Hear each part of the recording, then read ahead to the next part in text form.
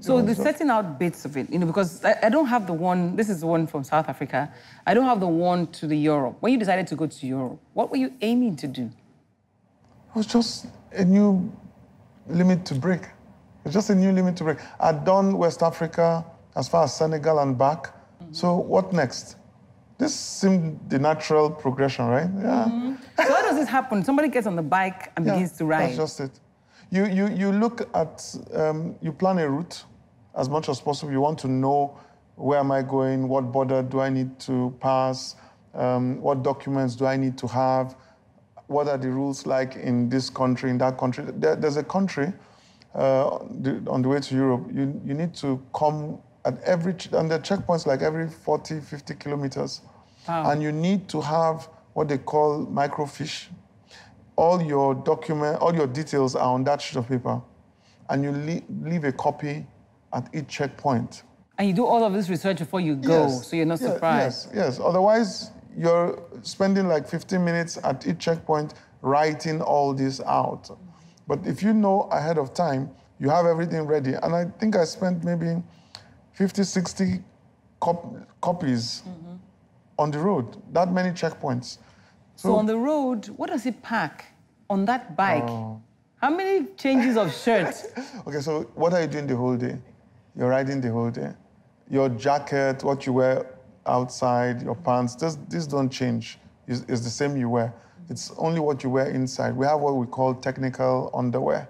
So it's designed to cool you and stuff like that. So you have like 3, 4 of that. Every night you stop, you're washing, and they dry in like an hour or 2. And that's how... What does this adventure teach you and your kids? My kids? Yes. To broaden their horizon, not to think that there's anything that's too difficult for you to do.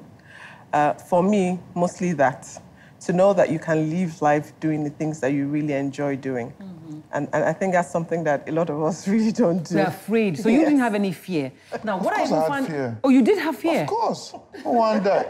One day. Yeah. And I tell people, it's not being brave, being courageous.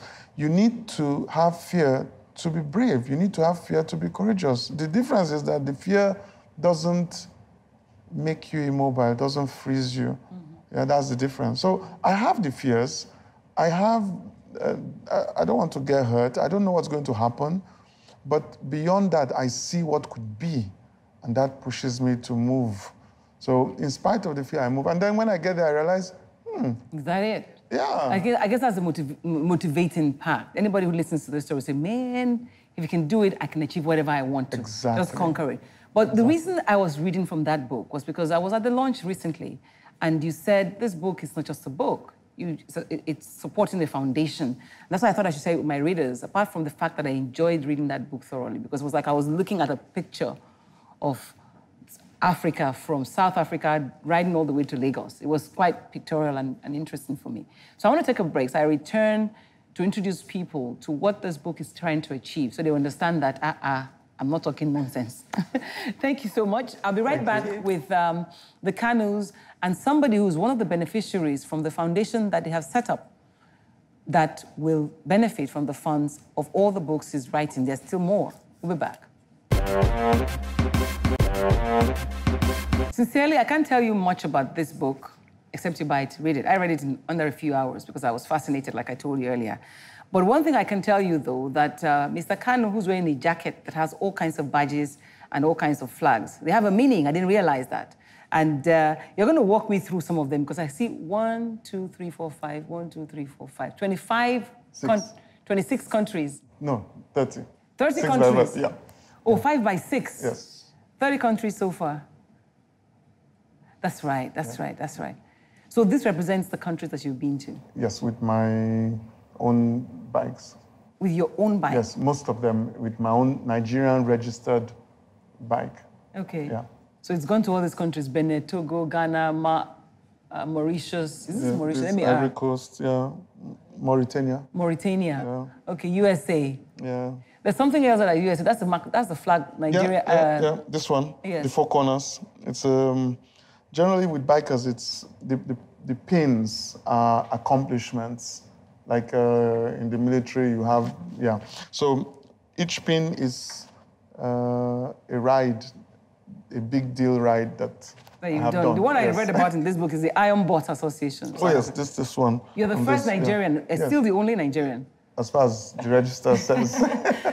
And this means that you can sit on your boat for how many hours, how many kilometers? This one, entry level, you know, it's 1,600 kilometers in 24 hours. Oh, wow. And the 1,600 is like Lagos, Abuja, Abuja, Lagos, Lagos, Ife.